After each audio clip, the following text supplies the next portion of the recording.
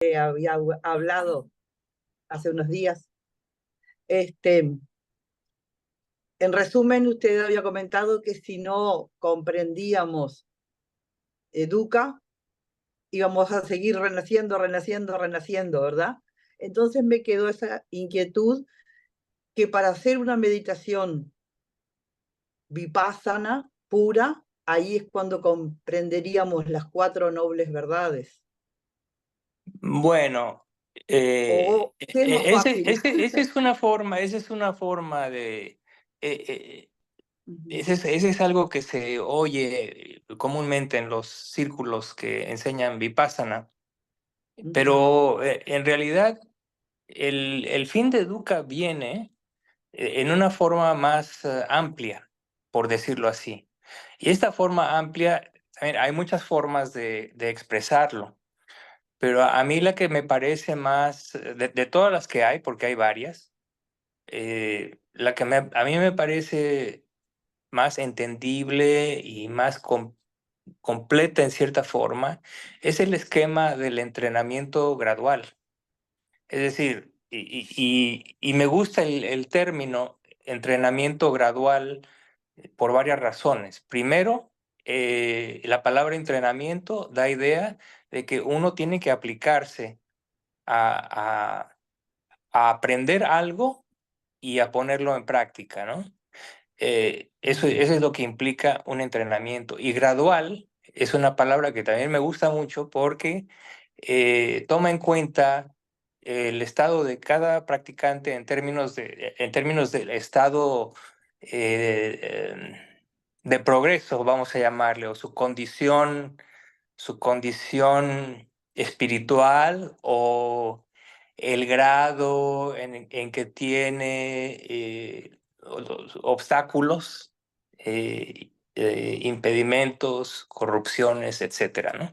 Entonces, Ahí yo me ese... preguntaba, perdón, ahí yo Ujú. me preguntaba, ¿cuándo hacemos realmente vipassana? Porque entonces todavía A no ver, hacemos nunca. Siempre bueno, estamos con obstáculos. es que Vipassana es solamente una parte es solamente una parte del entrenamiento gradual, ¿no? Eh, el problema es que se ha difundido mucho esta idea de que Vipassana es, entre comillas, el método Mm, para lograr nirvana, ¿no? sí. Pero es solamente es algo que tiene su lugar, por supuesto, pero en el seno de ese entrenamiento gradual, ¿no? A ver, para decirlo en forma lo voy a decir en forma un poco imprecisa, pero somera, ¿no? Corta. En el entrenamiento gradual consideramos que digamos que el inicio del entrenamiento gradual es el cultivo de ciertas cualidades sanas, como lo son la gratitud, la generosidad y la conducta moral. Sí. Entonces, esa es la base. Cuando uno tiene esa base, entonces eh, uno adquiere eh, una cualidad que el Buda define como libertad, eh, libertad con respecto al remordimiento. Es decir, la libertad con respecto a la persistencia de la mente de residir en la memoria de errores y malas acciones que uno cometió en el pasado. Entonces, cuando uno se establece en esas primeras cualidades después de un tiempo, entonces esa condición se va desvaneciendo. Cuando ese remordimiento se desvanece, entonces lo que sucede es que empieza a emerger una cualidad mental que se llama pamoya, que es una especie de bueno, no es gozo, porque gozo tiene, es un factor mental específico, ¿no? Es una especie de complacencia, pero es una complacencia justa, es una complacencia sana, ¿sí? Esa tranquilidad que viene debido a que uno es tiene gratitud, a que uno es generoso y a que uno lleva una conducta moral aceptable. Entonces se establece ese estado mental y entonces posteriormente vienen una serie de estados mentales derivados que son la tranquilidad, el gozo mismo, la felicidad, y como consecuencia de esa felicidad se dice que entonces la mente tiene los elementos para concentrarse. Y aquí no estamos todavía, en todo esto no hemos tocado Vipassana todavía.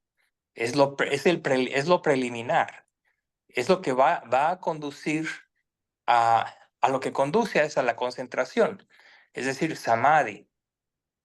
Y entonces el Buda dice que cuando la mente, gracias a que las condiciones se han establecido para lograr la concentración, entonces el practicante puede concentrarse.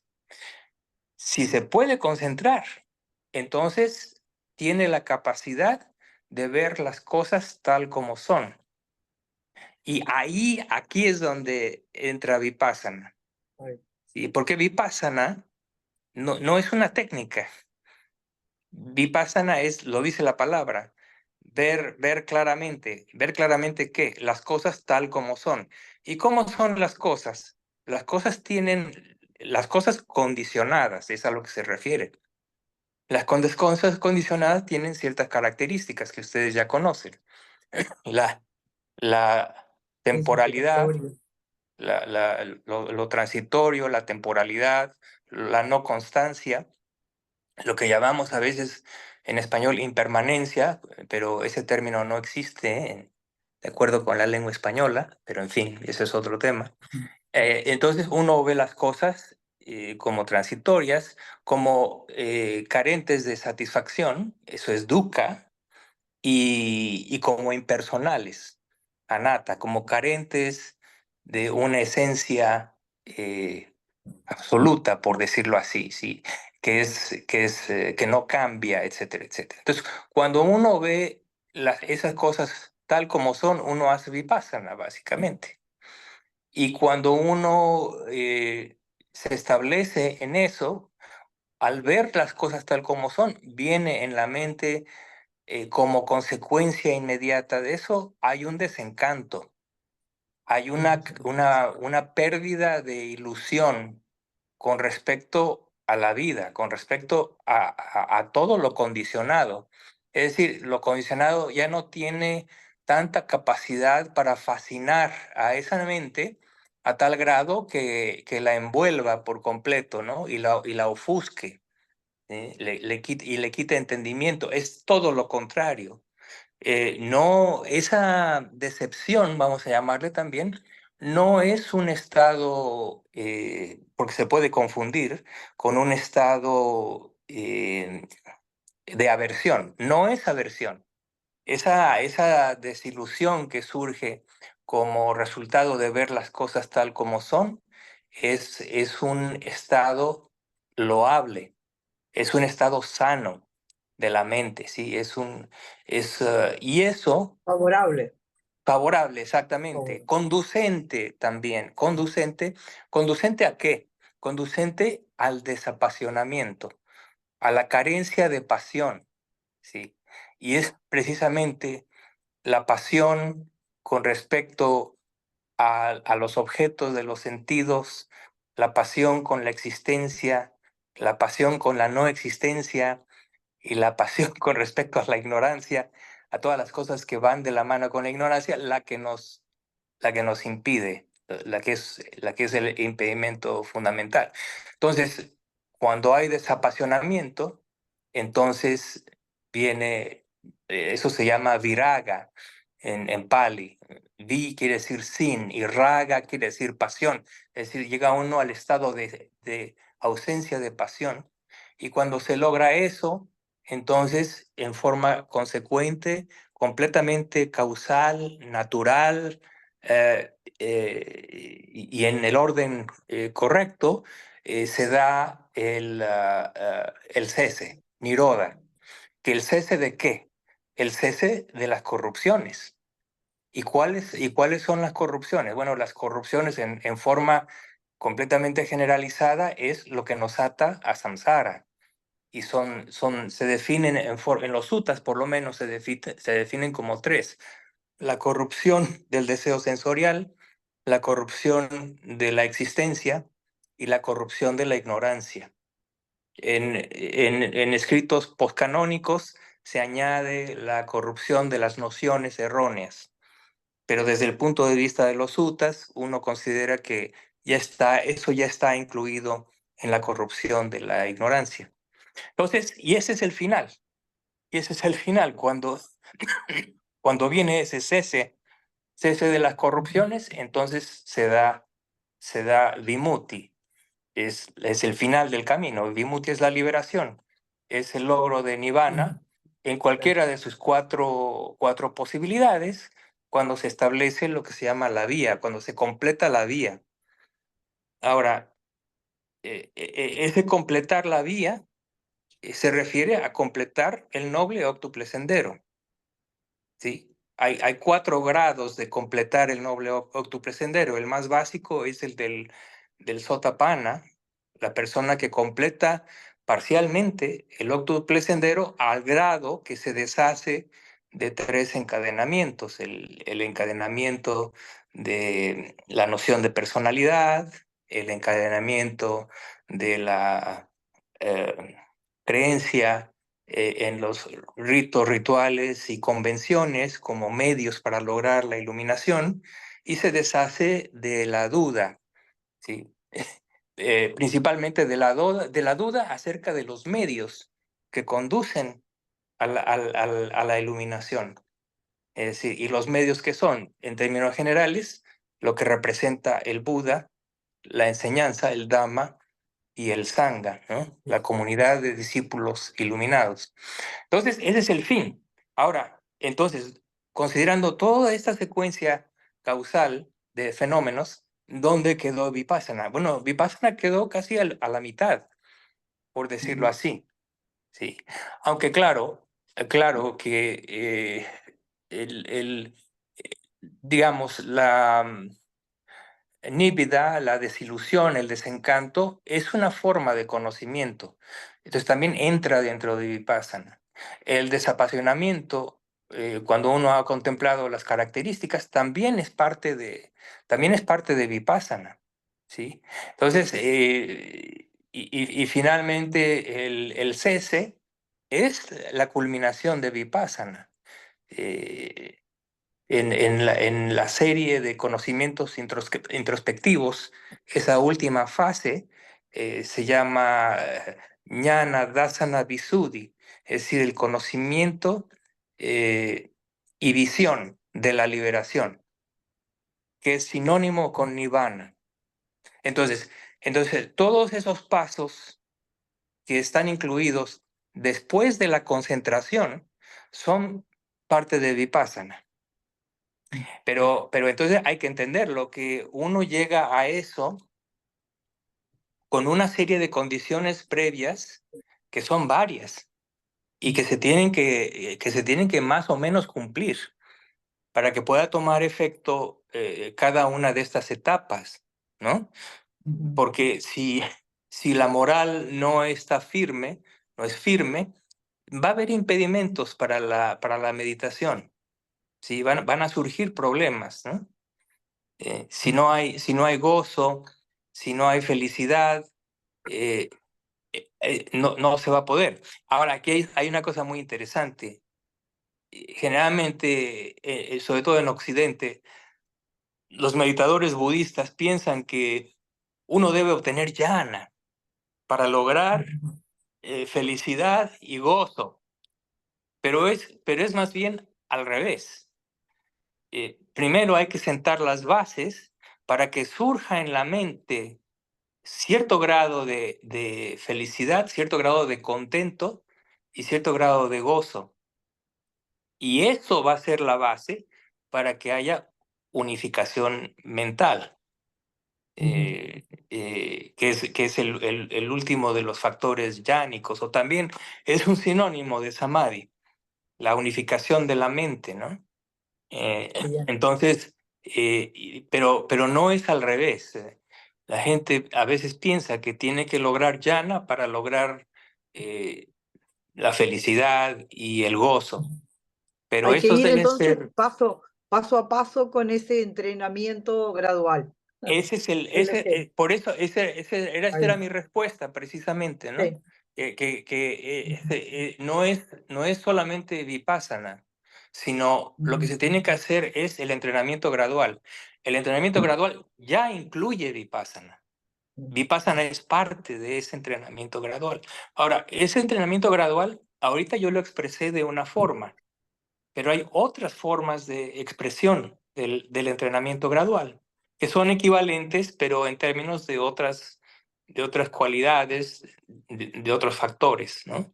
Y el Buda hace mención de ellos en forma relativamente extensa en los suttas, ¿de acuerdo? Pero para fines de la respuesta yo creo que es suficiente, ¿no?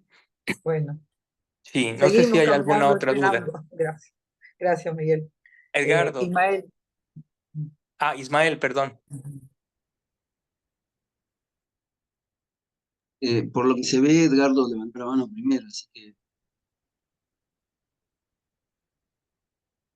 Edgardo. Está bien, Ismael, está bien. No hay problema, pregunta tú, no hay problema, yo espero. Bueno, está muy relacionado, me parece, con lo que preguntó. Lo que yo iba a preguntar casi me hace plantearme rever qué tan bien está esa base de gratitud, generosidad y sila, ¿no es cierto? Sí, Pero en lo personal, en realidad, tiene que ver con mi dificultad para sostener una práctica, no solo en la práctica, digamos, sentado, sino también en lo cotidiano, sí, que tiene que ver, creo, con una especie de estado de ánimo o con un juego de estados de ánimo que hace esta mente, sí. que, bueno, que tiene que ver con no sostener la práctica o caer en distracciones o, bueno, Creo que ese punto que mencionas es importantísimo, es muy importante. Y de hecho, bueno, yo cuando di esta respuesta me lo pasé por alto. Hay que tomar en cuenta lo que tú estás diciendo, porque es la condición de muchos de nosotros en la práctica, ¿no? Uno tiene que de alguna forma generar ese entusiasmo, ¿no? Que nos enganche con la práctica, ¿no? Que nos motive a ser metódicos, disciplinados en la práctica, ¿no? Y hacer el esfuerzo, ¿no?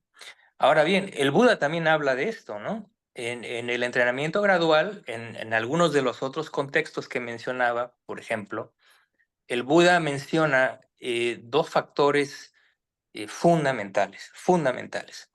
Él dice que para que uno pueda abocarse a la práctica, tiene que haber en la mente del practicante un cierto grado de sadha, que se traduce como fe. La traducción como fe no es muy buena, no es muy acertada, ¿no? Otras traducciones tal vez más aceptables son confianza o convicción razonada, sobre todo cuando se escucha el Dhamma, y cuando digo cuando se escucha es cuando también se lee, por ejemplo, cuando se estudia el Dhamma, ¿no? Uno toma inspiración a través de la palabra o a través del- de los escritos, ¿no? Y de esa forma uno genera esa fe. Pero, dice el Buda, y aquí es fundamental, hay una condición sin la cual la fe no se va a sostener, ¿sí? Y a veces no se va a generar. Y el Buda dice que la condición absolutamente fundamental es la buena compañía. De hecho, ese es el principio de todo. En uno de sus esquemas del entrenamiento gradual, es precisamente la asociación correcta. El paso número uno es absolutamente fundamental para emprender la práctica en forma correcta, porque dice el Buda que a partir de ahí uno escucha el Dhamma, ¿sí? O uno tiene la intención y dirige la mente hacia el Dhamma en base a esas asociaciones correctas. De lo contrario, cuando la asociación es incorrecta, la sada, la fe, queda completamente truncada, muerta, ¿sí? Entonces, ese es un factor que hay que cultivar. Uno tiene que cultivar asociaciones correctas, ¿no? Y muchas veces, bueno, cada persona es diferente, ¿no? Todos estamos en una situación existencial diferente. Yo, por ejemplo, te lo platico en forma personal, no tengo inconveniente en compartirlo, pero en las etapas tempranas de mi juventud, yo, por ejemplo, no me asociaba correctamente. Entonces, perdí mucho tiempo, perdí muchísimo tiempo, porque eh, las personas con las que yo me asociaba definitivamente no era un medio que me condujera a la indagación, a la curiosidad espiritual, etcétera, etcétera, de ninguna manera. Fue mucho más tarde cuando las circunstancias fueron fortuitas y caí en un medio en donde había mucha gente que tenía ese tipo de inclinaciones y fueron las gentes con las que empecé yo a asociarme. Y a partir de ahí, todo cambió en mi vida, ¿no? Entonces, para mí es un ejemplo palpable del efecto que tiene la asociación correcta, ¿no? Ahora, y por esa razón, por ejemplo, nosotros nos reunimos. Lo que estamos haciendo aquí es precisamente eso, estamos cultivando la asociación de personas que tienen el mismo esquema de intención, ¿no? O sea, todos queremos ser felices, liberarnos del sufrimiento y por eso estamos aquí. Entonces, ese es el punto de partida, es el primer escalón, es lo más conducente. Y por la misma razón, lo más reprobable en términos del entrenamiento gradual sería una asociación incorrecta, ¿no? Ahora, hay que tener sabiduría también, porque uno puede volverse muy extremista, ¿no? Si no, yo solamente me tengo que asociar con monjes, con monjas o con gente que conoce el Dhamma y no me voy a asociar con nadie que no conozca el Dhamma, no. Eso no sería prudente, ¿no? No, hay muchísimas personas que tienen una buena calidad moral y eso cuenta como asociación correcta, ¿no? Entonces uno se va haciendo selectivo gradualmente, uno va siendo selectivo en nuestras asociaciones, ¿no? Y eso toma tiempo, ¿no? Entonces, y puede ser a veces difícil porque uno se da cuenta de que uno tiene que dejar atrás ciertas amistades que tal vez hayan tenido ya mucho tiempo, ¿no? Fue en mi caso, fue un poco difícil, digamos, internamente, pero también fue difícil en forma externa, ¿no? Porque mi comportamiento hacia ellos cambió y ellos lo notaron, entonces hubo bueno, ciertos problemas, ¿no? Emocionales, vamos a llamarles así, pero bueno, tuve que mantenerme firme y de esa forma terminé algo que no era sano. Bien, entonces ese es nada más para comentarte, ¿no? Ese aspecto de cuando no tenemos inspiración, cuando eh, sentimos que necesitamos salirnos un poco de nuestra cotidianidad para engancharnos en la práctica, ¿no? Entonces, uno tiene que hacer uso de buenas amistades para hacer eso. Ujú. Y Nada más un comentario podría a propósito insistir. perdón, nada más un comentario muy breve a propósito del entrenamiento gradual. Dejé una pregunta en el chat para ver en qué parte entra lo que es la comprensión clara de acuerdo a los 4 fundamentos de la atención plena. Dejé la Sí, pregunta en esa es muy Miguel. buena pregunta. Esa pregunta precisamente se refiere a otro esquema alternativo que da el Buda para explicar el entrenamiento gradual. Él dice que inicialmente en este esquema, está en Anguttara Nikaya, no recuerdo, Anguttara Nikaya, libro de los 10, creo que ahí por el 60, 61, algo así. El Buda dice que iniciando con la asociación correcta, entonces se despierta la iniciativa para escuchar el Dhamma. Habiendo escuchado el Dhamma, uno adquiere fe. Habiendo adquirido fe, entonces uno surge yoniso manasikara, ¿sí? Que es la atención propia, la atención correctamente dirigida, ¿sí? Es decir, la atención hacia todas esas causas y condiciones que tienden hacia lo sano y que se alejan de lo malsano. Con Yoniso Manasikara como condición surge entonces Sati Sampayana, que es atención plena con comprensión clara, que es lo que estás mencionando. Una vez que uno se establece en atención plena con comprensión clara, entonces esa persona puede entonces practicar la restricción sensorial.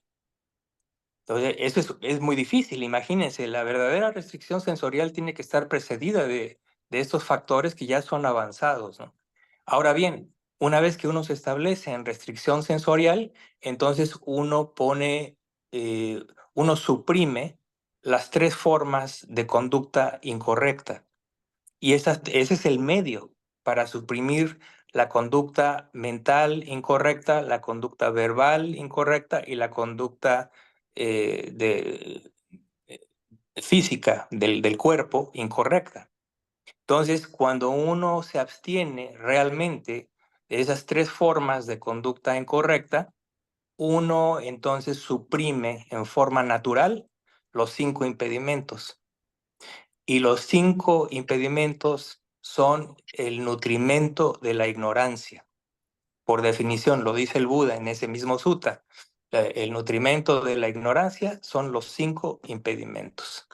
Y entonces, cuando uno no nutre la ignorancia, entonces toda la secuencia del origen dependiente se viene abajo en términos causales y entonces uno pone fin al sufrimiento. ¿Por qué? Porque uno pone fin a la ignorancia. Entonces, ahora ese es el papel de Sati Sampayana, está más o menos a la mitad de esa secuencia causal. Pero entonces, este que acabo de escribir es un paralelo, es una forma diferente de decir lo que dije anteriormente, pero es equivalente y es parte del entrenamiento gradual.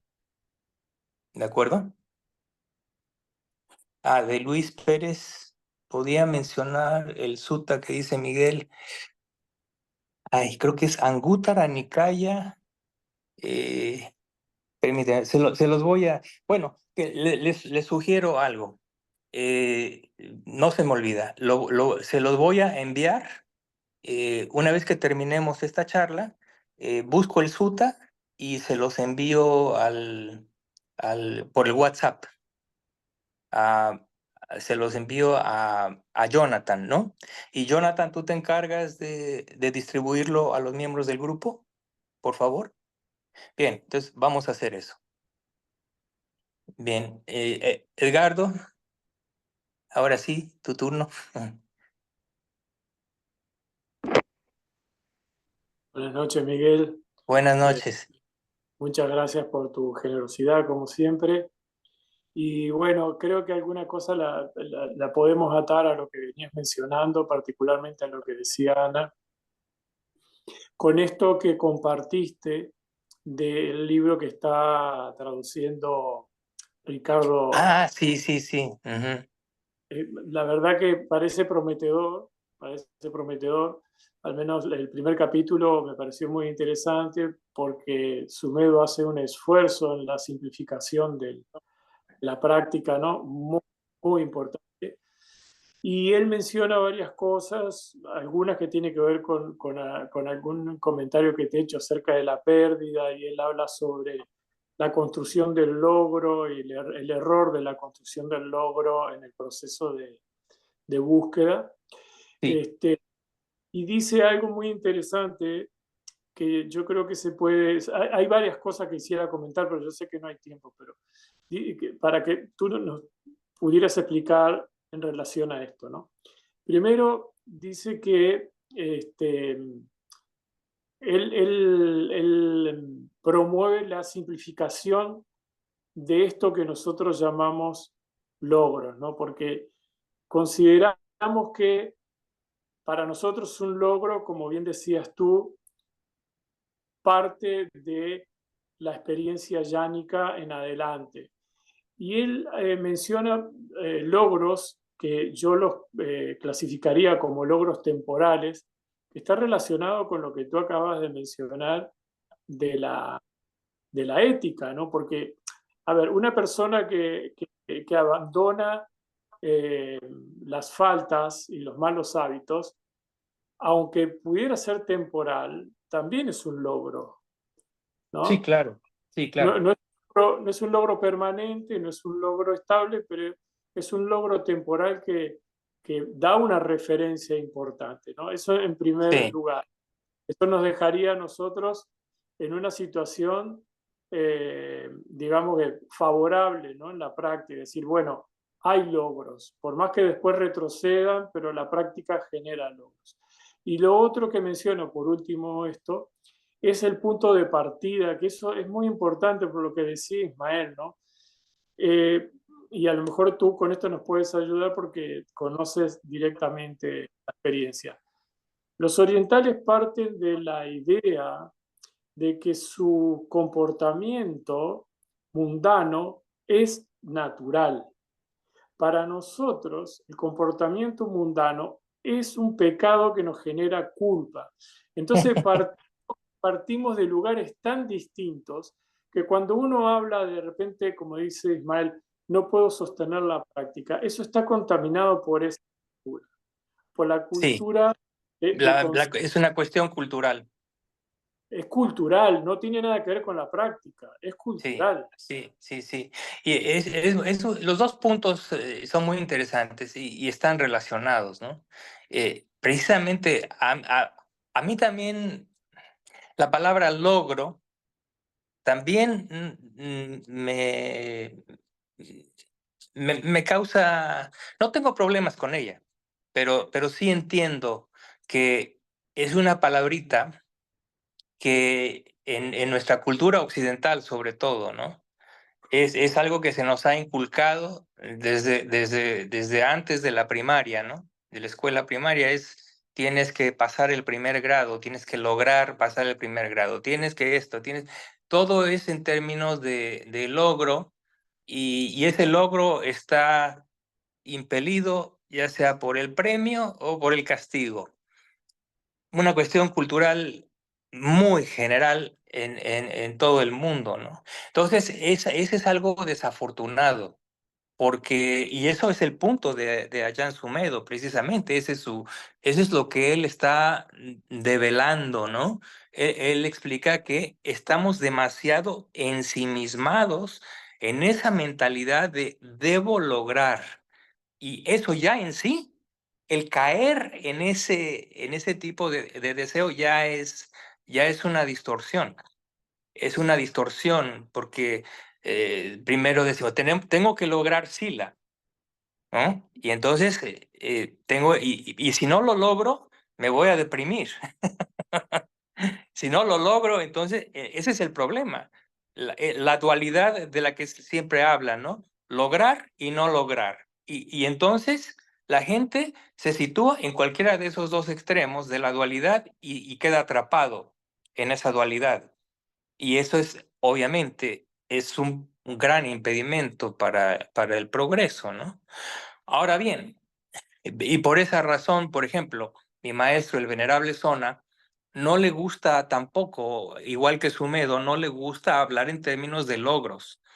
Él prefiere decir simplemente pongan atención en sentar las condiciones que conducen de A a B, ¿no? Simplemente piénselo en términos no de logro, sino en términos de sentar o reunir las condiciones que den lugar a cierto fenómeno, ¿no? Si se reúnen las condiciones para llenar el vacío de una conducta inmoral, entonces eso se remedia y eso es la condición que hace surgir la ausencia de remordimiento. Es un paso en esta secuencia gradual, causal, ¿no? Entonces, él prefiere ponerlo de esa forma. No piensen en términos de quiero llegar al Himalaya, piensen en términos de cuánta comida tengo que reunir, cuántos cargadores necesito y cómo diseño las etapas, ¿no? Entonces, es una forma muy obvia, muy práctica y que no pone ninguna presión condicionada por nuestra cultura. ¿Sí? Entonces, de esa forma uno rompe el esquema, ¿no? Por eso hay maestros como Sumedo, Ayaan Sumedo, que para muchos son geniales, porque es genial porque le dice al practicante exactamente cuál es su problema y qué es lo que tiene que atender, ¿sí? Eso es Yoniso Manasikara, precisamente, ¿sí? Es atención propia, atención dirigida al meollo del asunto, al problema, ¿sí? Aquí el problema es ese apego al logro, el apego al logro. Es un apego, eso es malsano. Hay que fijarse bien en eso y hay que saber verlo de una forma diferente para poder progresar, ¿no? Y que no sea un impedimento. Entonces, sí, efectivamente, en ese sentido, Ayaan Sumedo ha sido de muchísima ayuda, sobre todo para los occidentales. Ayaan Sumedo no es un favorito digamos, del practicante tailandés promedio, ¿no? Sí, sí. Piensan ¿de qué me está diciendo, no? O sea, entonces, los tailandeses, sí, efectivamente, ya nacen con un cierto condicionamiento que en ciertas cosas es más favorable para el progreso, pero en otras no. En otras no. El tailandés tiene demasiada fe en el maestro, por ejemplo, y a expensas del razonamiento, de la investigación. Por ejemplo, ellos no tienen mucho ese factor de investigación de damas, por ejemplo, que es un factor de la iluminación. Se les hace difícil desarrollarlo. Para el occidental no es difícil, es más fácil. Pero el occidental no tiene esa fe de entrada.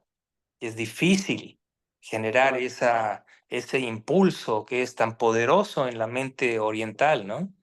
En fin, hay ventajas y hay desventajas.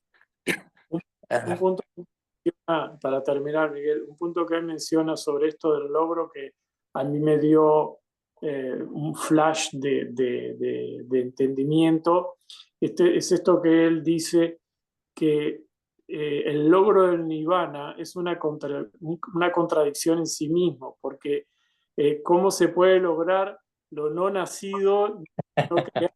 Lo no creado. Claro, Sí, es como querer lograr no lograr. claro. Como, es como dice él, es como un koan, ¿no? La técnica del koan es precisamente hacer una aseveración que sea de entrada completamente absurda y contradictoria para que la mente se detenga y deje de pensar y Deconstruye. suelte y se establezca en un espacio de claridad. Porque esta mentalidad occidental pensante es un desastre para casi todos nosotros. Pensamos demasiado. Esa es una verdad, ese es un problema. Demasiado, pensamos demasiado, ¿no? Entonces tenemos que aprender este tipo de técnicas que nos ayudan a entender que la mente tiene que detenerse, ¿no? Que tenemos que accesar un espacio vacío, por decirlo metafóricamente, ¿no? Y él, En fin. precisamente eso que acabas de decir, cuando él menciona esto de la obsesión por la atención plena, ¿no? De decir, tengo que estar atención plena esta, atención Claro, plena. Y eso es una construcción terrible, porque eso es una muralla sí. plena, ¿no? Sí, porque el practicante entonces entiende que eso es lo que tiene que hacer. Estar atendiendo a cada movimiento, a cada sensación de presión, a cada cambio de sensación visual, a cada cambio de sonido, y no, no es necesariamente eso. No, entonces tiene sus dificultades, ¿no? Y esas cosas, desafortunadamente, la evolución para la mayoría de los practicantes es lenta porque para muchos de nosotros eh, se mantienen ciertos resabios de nociones o de entendimientos o creencias de cómo debemos hacer las cosas en términos de técnicas y todo esto, sin ver que eso mismo está constituyendo en un impedimento. Pero eso está bien, no hay problema. Si el practicante se dedica a ver todo el tiempo sus sensaciones corporales, no está mal.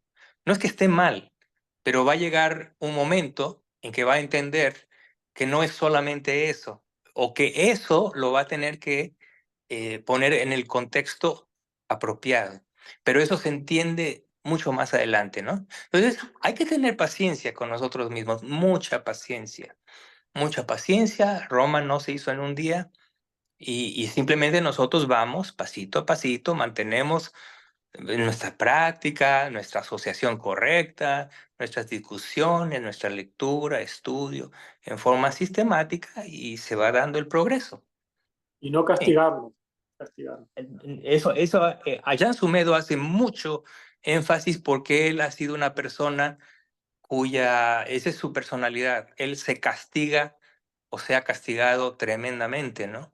Pero gracias a Ajahn Chah aprendió a no castigarse, ¿no?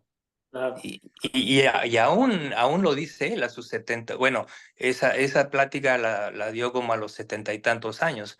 Aún a esa edad, él reconoce que todavía la tendencia puede estar ahí, pero ya la tiene controlada, ¿no? Y es que estas tendencias pueden ser de una inercia tremenda, que inclusive cuando ya las entendemos bien, cuando el punto de vista o la noción ya es correcta, aún siguen asaltando a la persona, ¿no? Entonces, pero cuando se entiende, entonces no es un problema, porque ya no causan obsesiones. En fin, es un camino, ese es un camino largo y muy variado, sí, con muchos, tiene sus oasis el camino, tiene sus baches, sus pendientes peligrosas, tiene de todo, ¿no? Bien, Desarrollar. Gracias. Miguel, ¿qué tal? ¿Cómo estás? ¿Qué tal, Miguel? Buenas noches, ¿cómo estás? Buenas noches. Buenas noches también a todo el grupo. Quería hacer una pregunta y un comentario, Miguel. Empiezo por la pregunta, un poco Sí. retomando los comentarios de Imael. Seguramente habrás tenido experiencia. ¿Qué pasa con personas que tienen estados emocionales como más depresivos? O sea, no solo una mente distraída que le impide a veces practicar, sino estados emocionales de los cuales les cuesta salir. No sé si en tu experiencia, cómo hacer para encarar hábilmente la práctica. Bueno,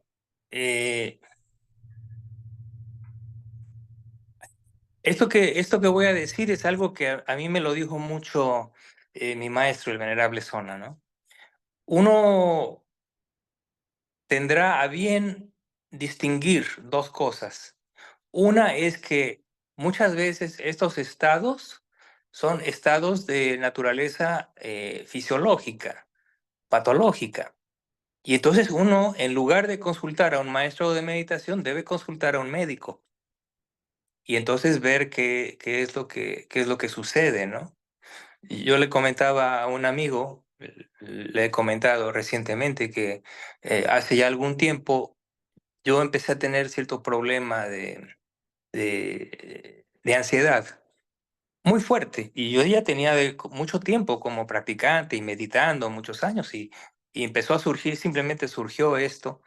Y por un tiempo me la pasé muy mal, no sabía cómo, no sabía qué estaba pasando, porque decía, no tiene sentido, o sea, reviso mi sila, no está mal, ¿no? Estoy meditando tantas horas diario, estoy estudiando, está haciendo todo, está bien. ¿Qué pasa? Y afortunadamente fue un amigo monje, fue el que me dio la solución.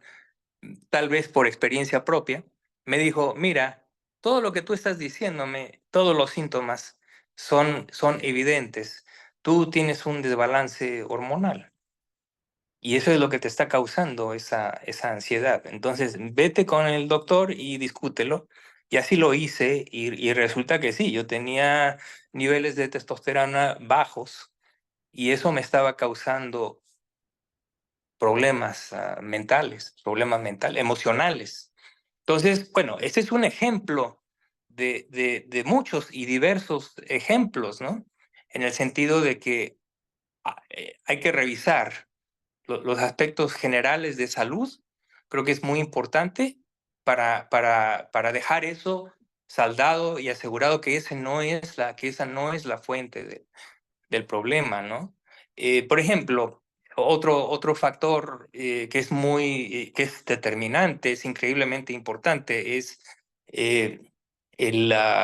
¿cómo se dice? El bioma en el sistema digestivo.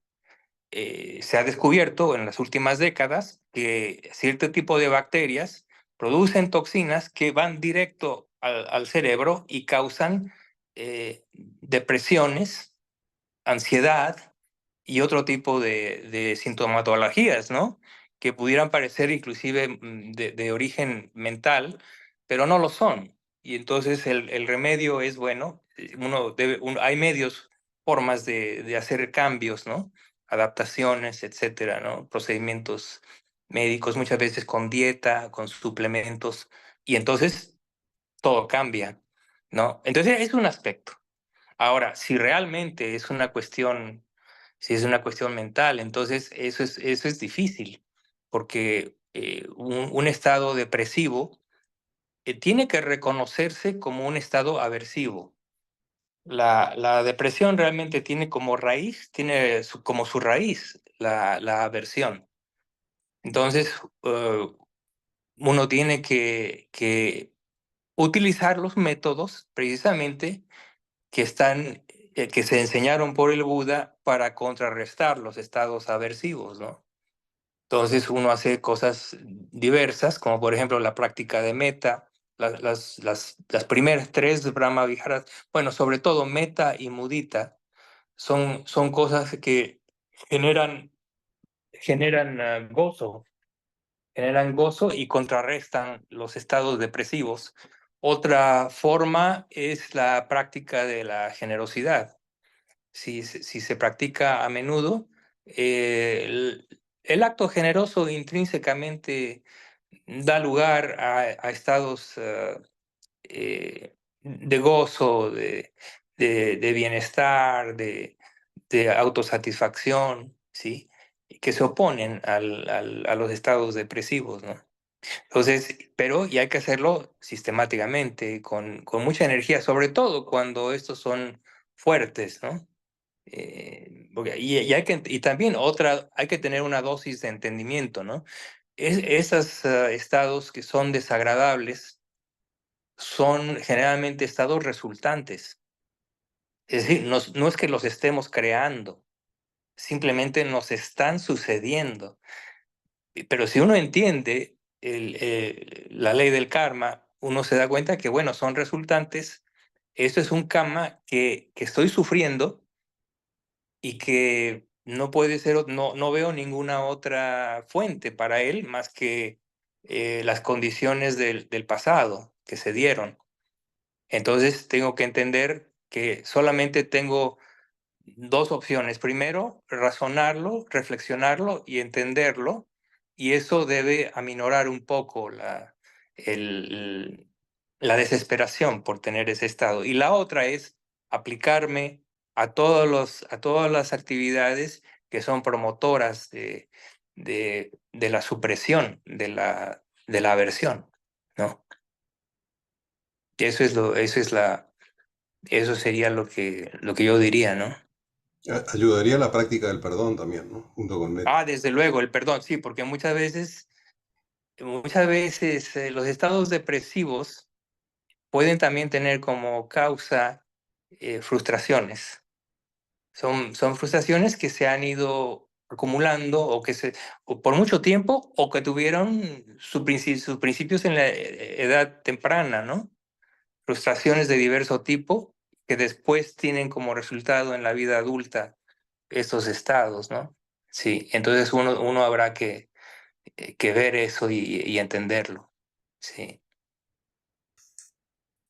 Ok, el otro Bien. comentario, Miguel, estaba relacionado con lo que vos decías del entrenamiento gradual, ¿no? Sí, El Buda, bueno, tiene muchas enseñanzas, pero por dar un ejemplo, si uno sigue el Anapanasati de principio a fin con sus 4 tetras, 16 pasos, digamos, va transitando por los pasos que vos mencionabas, o que mencionabas sí, al inicio de la sesión, ¿no? sí, Y ahí va transitando sin hacer una clara distinción entre esto es samatha, esto es vipassana, va mezclando un poco las dos así es. técnicas, por Sí, así decirlo, sí, sí, pero sí, sí, finalmente sí. llega hasta las últimas etapas. Sí, Y es muy el interesante que lo... otro, Ujú, ujú. perdón, el último comentario para dejarte de hablar es, en algunas técnicas de Vipassana seca, en algunos linajes, porque Sí, hoy en el supermercado espiritual aparece mucho Vipassana, Mindfulness, y sí, bueno, sí, sí, sí, sí, cualquiera enseña, ¿no? Pero en realidad se hace mucho énfasis en la ética, muchísimo énfasis, mucho énfasis en el noble óctuple sendero, sí, y énfasis en la concentración, tal vez con una concentración más denominada momentánea, que es el tercer tipo de concentración que se sí, menciona, ¿no? sí, Pero también en la concentración, o sea, no es solamente vipassana como una práctica, no sé, reflexiva, como en los tibetanos lo usan como una práctica más reflexiva, ¿no? sí, sí, Pero sí, quería hacer también ese comentario porque sí. alguien mencionó. Sí, es interesante. Ya que lo mencionas, el Anapanasati Sutta, como mencionas tú, esa es otra expresión paralela de eso que llamamos el entrenamiento gradual. Es otra, hay hay muchas expresiones que son paralelas en los suttas y Anapanasati es muy completa en ese sentido, porque como lo mencionas correctamente, ya tiene incluido Samatha y Vipassana. Está incluido ya el, esa parte del entrenamiento, ¿no? Sí. Y bueno, por lo que respecta a concentración, hay cierta evidencia en los suttas que mm, hasta el grado de antes de lograr el estado de anagami, que es el tercer estadio, no se requiere de llana. Hay ciertos indicios en los suttas que mencionan esto. Entonces, basta con un cierto nivel de concentración que no es del nivel yánico, pero a través del cual uno suprime los impedimentos y puede entonces hacer el análisis que se requiere, ¿no? El análisis vipassánico y desarrollar los conocimientos. Y efectivamente, la gente puede lograr los primeros dos estadios sin un grado muy alto de concentración. Ya el anagami ya es otra cosa. El anagami tiene la particularidad de que ha eliminado completamente la aversión y el deseo sensorial. Entonces, y esas son las dos principales causas que impiden la concentración. Entonces, el anagami se concentra, domina las llanas con relativa facilidad. No necesita entrenar demasiado para lograr la llana, le es algo muy natural, ¿no? Pero bueno, eso, estar en ese nivel ya es otra cosa, ¿no? En fin. Pero bueno, que eso sirva para motivar a la gente, ¿no? Porque a veces la gente piensa que tiene que lograr llana, que tiene que lograr las llanas, y sin llana no se puede, y les dicen que llana es parte del noble autopresentero, y por lo tanto tienen que lograrlo. Hay que tomar con un grano de sal eso, ¿no? La vía es más, no es tan rígida, no es tan rígida. Todo depende de muchas circunstancias y sobre todo mucho es la configuración mental personal. Y es que, como ustedes saben, cada ser humano mentalmente es diferente. No hay dos iguales. Entonces, el Dhamma se tiene que adaptar a nuestro esquema mental, ¿no? Y uno tiene que ir desarrollando precisamente la inteligencia para ir adaptando y descubriendo y probando qué es lo que sirve y qué es lo que no sirve. Entonces, uno realmente tiene que tomar la mente en forma personal como su propio laboratorio y uno tiene que hacer experimentos, uno, por decirlo así, ¿no? Hay que probar esto, hay que probar el otro. ¿Qué pasa si sostengo mi atención durante mucho tiempo en cierto objeto? ¿Qué pasa si cambio de objeto? Etcétera, etcétera. Uno tiene que buscar, pero es algo muy personal. La vía es muy personal, por decirlo así. El mapa ya está dado por el Buda. ¿Cómo transita uno el mapa? Es algo personal. Bueno, Gracias. muy bien. Se fue el tiempo. Me tengo que retirar y me dio mucho gusto verlos y qué bueno que tuve la oportunidad porque creía que no iba a poder hacerlo con esto de la visita, pero ya me pude tomar el tiempo y no hay problema. Entonces, nos vemos en 15 días. Que estén muy bien, contentos y en paz.